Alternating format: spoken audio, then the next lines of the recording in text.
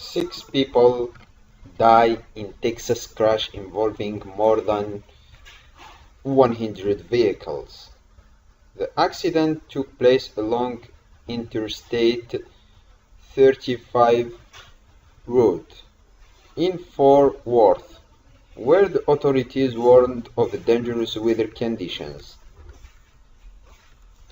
Six people were killed in an accident that involved more than 100 vehicles on a Texas interstate on Thursday morning, the authorities said, as a slurry of winter weather made for slick roads, patches of ice, and dangerous driving conditions. Multiple people were also trapped in their vehicle by the crashes, which took place just after 6 a.m. along Interstate 35W in Fort Worth, on including cars and 18-wheeler trucks, according to the Fort Worth Fire Department.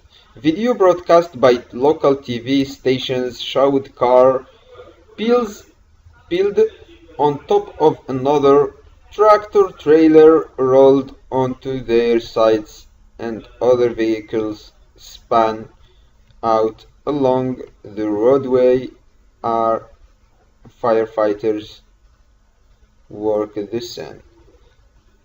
36 people were taken to the hospitals, including 3 who were in critical condition at the scene, said Matt Zavadsky, a spokesman for MedStar Mobile Healthcare, an emergency services agency working with the Fort Worth Police and Fire Department.